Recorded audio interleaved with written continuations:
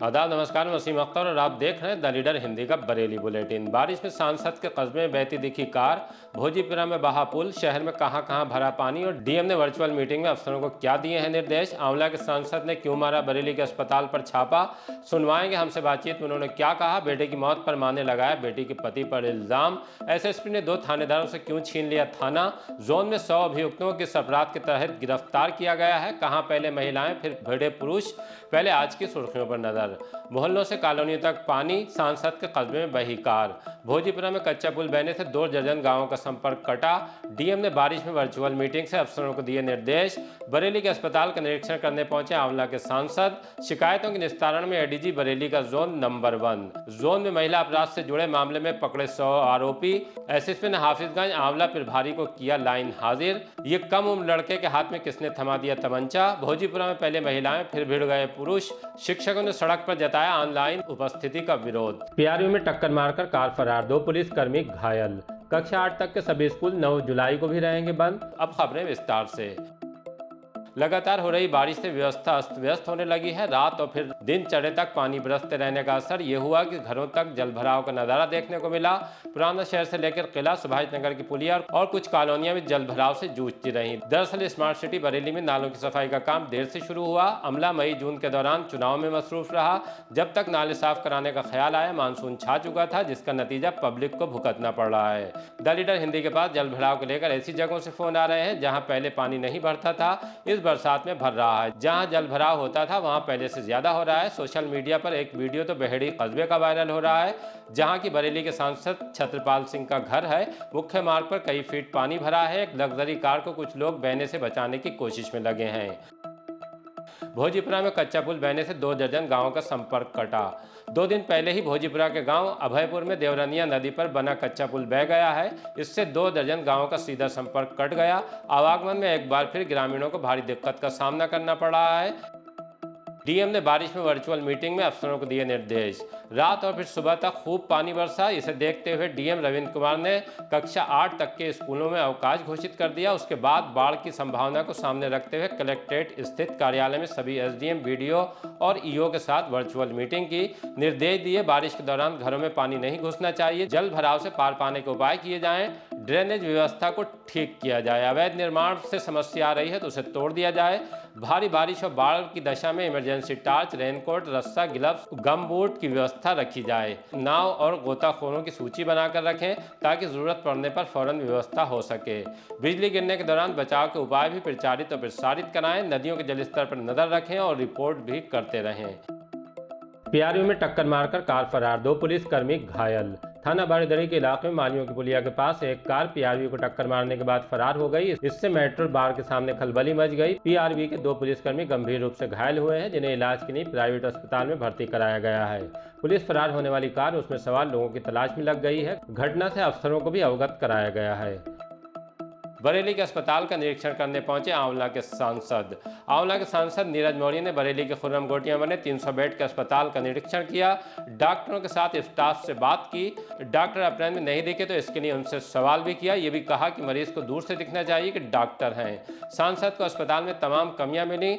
नए भवन से पानी टपकता पाया। उन्होंने फोन मिलाकर सीएमओ से बात की, अस्पताल का हाल बताया। ये भी पूछा कि जिला अस्पताल को यहाँ शिफ्ट क्यों नहीं किया जा रहा है।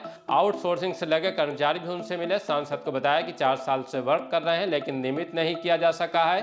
30 जून को कार्यकाल की वैधता भी समाप्त हो गई। ना तो कार्यकाल विस्तार का कोई लेटर मिला, फिर भी काम लिया जा रहा है। सांसद ने फोन पर द लीडर हिंदी को बताया कि हमारी सरकार में बनवाए गए अस्पताल का हाल बेहद खराब है। इतनी ज्यादा लागत से बने अस्पताल का लाभ मरीजों को नहीं मिल पा रहा है, जो बहुत ही दुख की बात है।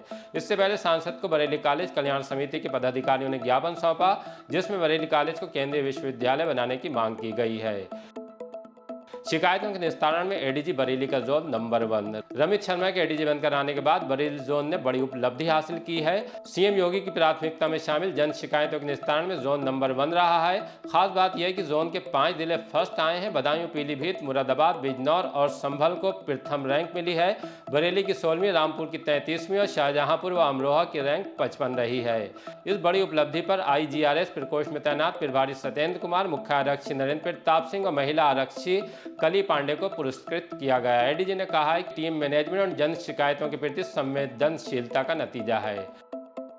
जोन में महिला अपराध से जुड़े मामले में पकड़े 100 आरोपी। एडीजी रमित शर्मा के निर्देश पर जोन के सभी जिलों में महिला अपराध से जुड़े मामलों में आरोपियों को पकड़ने के लिए 15 दिन का अभियान चलाया गया। इस दौरान 100 आरोपियों को गिरफ्तार कर लिया गया है। सबसे ज्यादा 23 आरोपी रामपुर, 21 आरोपी मुरादाबाद, 10 अमरोहा, बरेली पीलीभीत में 9-9, बदायूं संभल में 8-8 और बिजनौर में 6 आरोपियों को पकड़ा गया है। एसएसपी ने हाफिजगंज आंवला प्रभारी को किया लाइन हाजिर।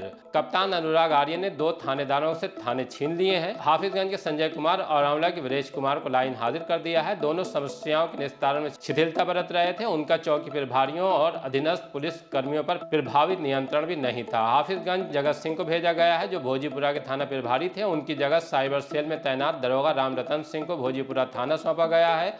पुलिस लाइन से वीरेश कुमार आंवला गए हैं। ये कम उम्र लड़के के हाथ में किसने थमा दिया तमंचा। सोशल मीडिया पर एक लड़के के फोटो वायरल हो रहे हैं। उसके हाथ में तमंचा है। इसके साथ ही उसके मंत्री, नेताओं और उसके पिता के पुलिस अफसरों के साथ फोटो भी शेयर किए जा रहे हैं। ये लड़का कैंट थाने के क्षेत्र में एक बीडीसी सदस्य का भतीजा बताया जा रहा है। पुलिस मामले की छानबीन कर रही है। तमंचा असली है या फिर खिलौना है। भोजीपुरा में पहले महिलाएं और फिर भिड़ गए पुरुष। थाने के एक गांव में रिश्तों का ताना बाना कुछ इस तरह से बिगड़ा कि पहले महिलाओं और फिर उसके बाद पुरुषों में मारपीट हुई। इसका एक वीडियो भी वायरल हो रहा है। मामला एक युवती से संबंध, शादी और फिर तलाक से जुड़ा है। काफी पेचीदा है और इल्जाम भी गंभीर है। ये मामला लिखित में एसएसपी तक पहुंचा। उसके बाद गंभीर धाराओं में मुकदमा भी दर्ज कर लिया गया। अब भोजीपुरा पुलिस मामले की तफ्तीश कर रही है। आरोप सही पाए जाते हैं तो कई की गर्दन पर कड़ा शिकंजा कसेगा। लड़की का कहना है उसके अश्लील फोटो शौहर को दिखाकर तलाक दिलवाई गई है। शिक्षकों ने सड़क पर जताया ऑनलाइन उपस्थिति का विरोध। परिषदीय स्कूलों में सोमवार से ऑनलाइन उपस्थिति के आदेश को लागू कर दिया गया है, लेकिन शिक्षक इसके लिए तैयार नहीं हैं। उन्होंने सड़क पर आकर इसका विरोध किया। तर्क दिया कि बारिश में रास्ते जलमग्न हो जाते हैं, ऐसे में समय पर स्कूल पहुंचना संभव नहीं हो पाएगा।